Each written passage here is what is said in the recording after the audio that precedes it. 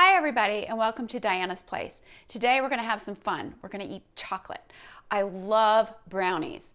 We're going to forget all the healthy rules and all the things that we're doing good for about 5 days of the week and break the rules and make brownies. These are called Best Ever Brownies. Such an original title, but seriously, they are the best. I've made hundreds and hundreds of different types of brownies. This is the recipe from pulling from many different ones that I've come up with, and I've nailed it. So please join me for today's show and learn how to make these. You'll love them, I promise.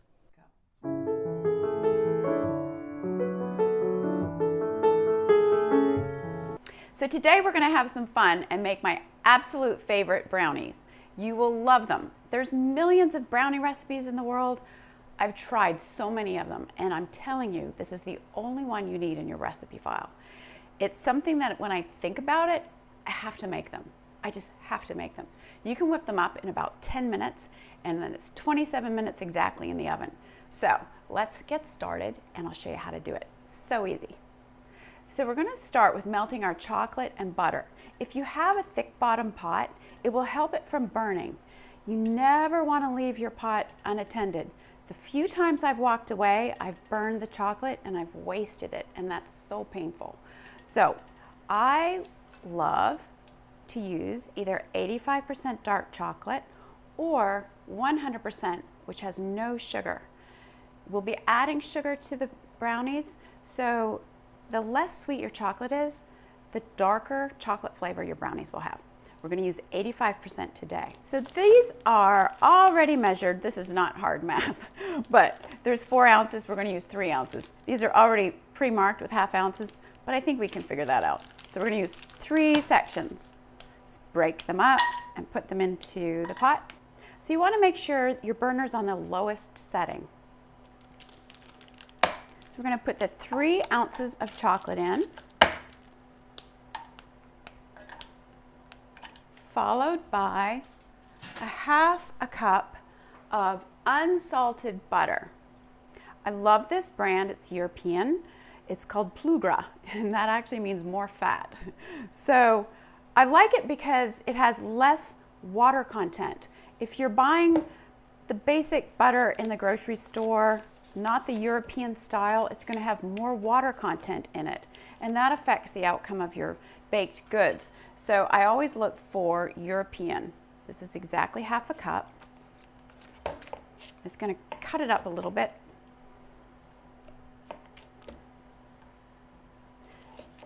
It's going to take maybe 5 minutes to melt. And as I say, don't leave it. I'm telling you, I have burned and ruined so much chocolate, and it's heartbreaking. So we're just going to let that go, and I'm going to stay right here with it. Now we're going to prepare the pan. So this is just a heavy bottom metal pan. I don't use glass pans because I find it very difficult to control how things are going to turn out. They just cook at a different rate. So I always like a thick bottom pan. This is an 8-inch square pan, obviously, square. And we're going to use parchment paper, which if you've watched some earlier episodes, you know how much I love parchment paper. There's a million uses for it. So there you go. The reason I do this is because it makes for quick removal of the brownies and easy cleanup. So this is a little bit of a pain, but you want to just push it into the corners, and I'll try to show you how to do that. Just with your fingers. Doesn't matter if it's wrinkled at all. So just be free with it. If you kind of push it over the sides, it'll stay square.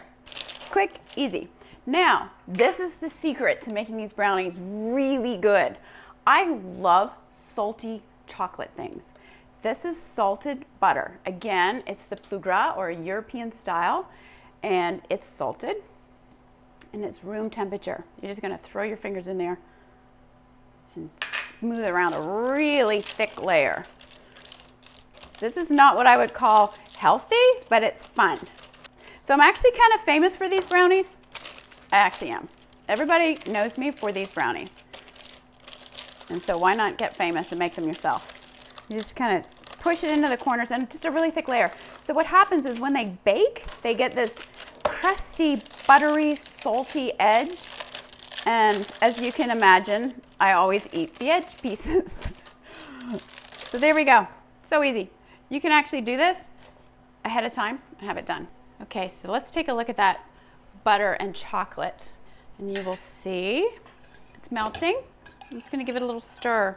You never wanna see the bottom of that getting dry or crusty. That means you've burned the chocolate. You'll smell the burned flavor and you've got to throw it out. Trust me, it's not worth trying to salvage it. So just stay with it and let that keep melting. I'm just gonna break it up, hurry it along a little bit, and there we go. All right, so now we're gonna get to mixing the ingredients. This is really quick.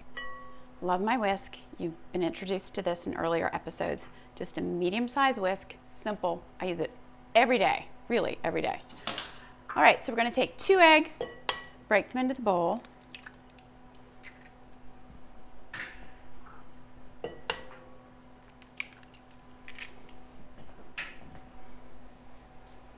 We're gonna whisk that up. So just tip your bowl and give it a good whisk. Get that air into it and break those up. Okay, now we're gonna put in 1 cup of granulated white sugar. It depends on how dark your chocolate is. If you're using 100% dark chocolate, no sweetener added, I will use 1 1/4 cups of sugar just to give it that little extra. If you're using 85%, which we are today, I'm gonna use 1 cup. And it's the perfect balance. Sometimes it's hard to find 100% dark chocolate. I don't know why, but it is. I looked like 4 places yesterday. Okay, so I'm just gonna whisk that. You do not need to use beaters. You don't need to use your electric mixer. Just use your hand. Now we're gonna do 1 teaspoon of pure vanilla. And here's how I measure my vanilla. There you go. You can use a teaspoon if you want, but seriously, I've made these so many times, I trust my measurements. Now, we're gonna do 1/4 teaspoon of salt. I always use sea salt. I don't really know why, but I do, because everybody says to use it. So there you go. 1/4 teaspoon of salt. And we have 2/3 of a cup of all-purpose flour. Again, just sort of twist your bowl, tip it a little bit. We're just waiting for the chocolate and butter to finish melting, and we'll add that in. We're gonna check on it. There we go, it's almost done. So we'll just give this a minute. Okay, so now I'm gonna pour this gorgeous chocolate butter mixture right into my flour and eggs and sugar. Okay, so I'm just gonna give this a really good whisk.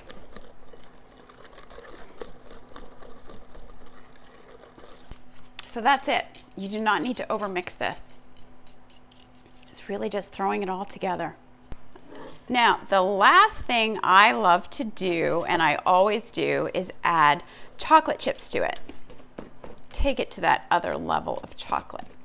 My favorite chocolate chips are the Ghirardelli 60%. They do sell semi-sweet, but I find them too sweet. I just like things to be dark chocolate. So this is bittersweet, and I do 1/2 cup. If you like nuts, you can add chopped nuts, but I just like the chocolate. And that's it. We're gonna put them in the pan